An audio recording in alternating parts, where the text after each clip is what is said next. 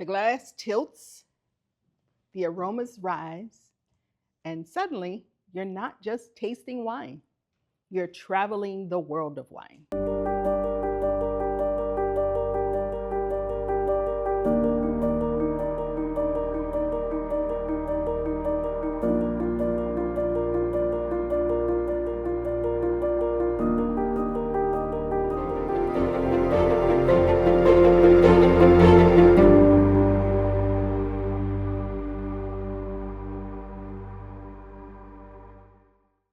Welcome to Swirl, Sip, and Savor, your weekly passport to the world of wine. I am your host, Beatrice Gautreaux. On this show, our journey takes on stops as we explore wine, one region, one bottle, one glass at a time. Each week, we journey through a different corner of the wine world to taste some of our favorite wines and meet the producers behind them. Our goal is to bring the world into your glass, whether you're in your living room, dining room, or study. So grab your glass, take a seat, and let's swirl, sip, and savor together. Over the past few weeks, we've explored wines that make the holidays memorable, from Thanksgiving Pinots to Christmas Reds and Champagne.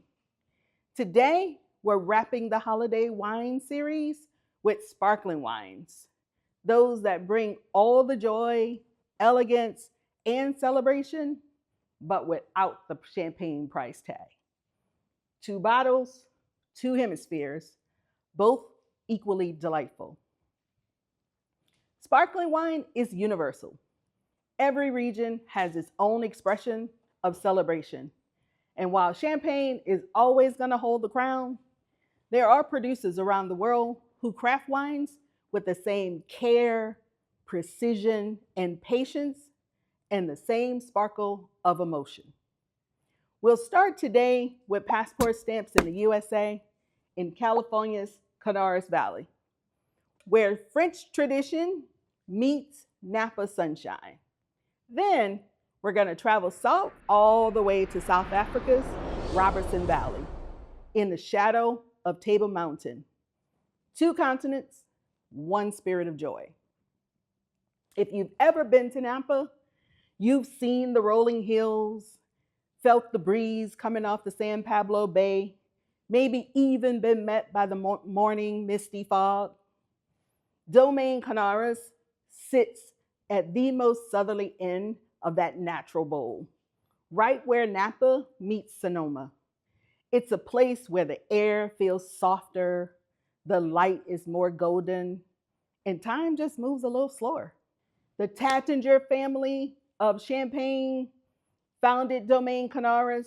They brought the Méthode champagne across the Atlantic and made it their own, producing sparkling wines that are crisp, expressive, and quietly luxurious. The 2021 Brut captures everything that makes Carneros special: cool climate elegance, the long hang time, and fruit that ripens slowly under the fog and the breeze. It's the newest release as of 2025 and maintains the classic Carneros elegance, but with slightly fresher and more fruit-driven vibrancy than previous vintages.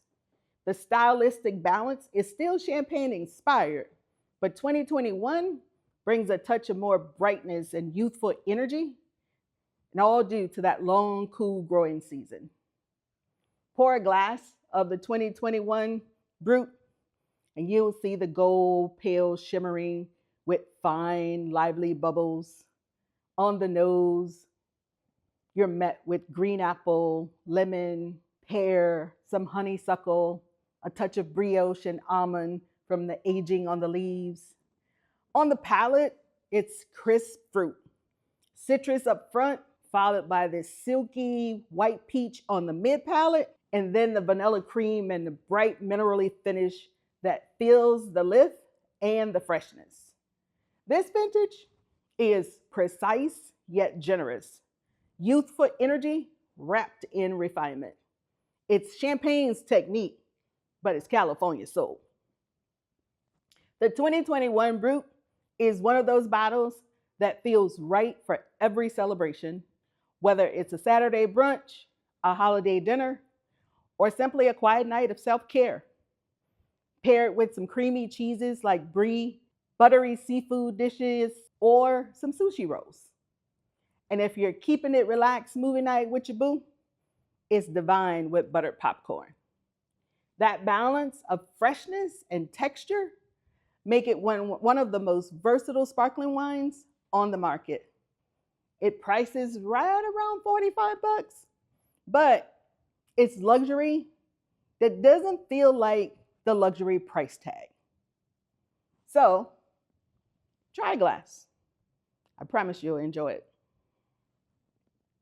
Now let's travel across the globe to South Africa's Western Cape, where the dramatic mountains meet the open sky. Robertson Valley, about 2 hours from Cape Town, is where Graham Beck crafts its celebrated Méthode Cap Classique. Some people refer to it as MCC. Sparkling wines made in the same way as champagne, with the secondary fermentation in the bottle. These vineyards sit on limestone-rich soils. They have the cool breezes, surrounded by these rugged peaks, a landscape that humbles you because it's raw, it's beautiful, yet it is so alive. When I visited Cape Town, I took the cable car up to Table Mountain, and the higher we went, the fog rolled in thicker and thicker, mysterious almost, wrapping the mountain like a veil. Somewhere between earth and the sky, I remember this old Baptist hymn from my grandmother's church, Jesus is on the main line, tell him what you want. I took a quiet moment because I didn't feel like I needed to yell a whole lot because he was right there in the midst. So I whispered a quiet prayer of gratitude for grace and the ability to see the world through both travel and taste. That same sense of awe lives in every bottle of Graham Beck Brut. It's generous, it's uplifting, and it's grounded in something real. Pale gold, live streams of bubbles, the nose opens up with lime, more lime zest actually, peach, baked bread.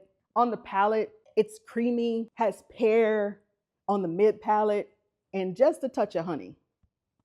Layered, but approachable. Celebratory, yet soulful.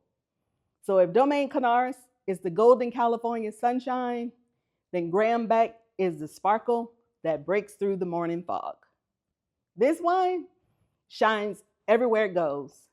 Seafood, creamy pastas, spicy curry.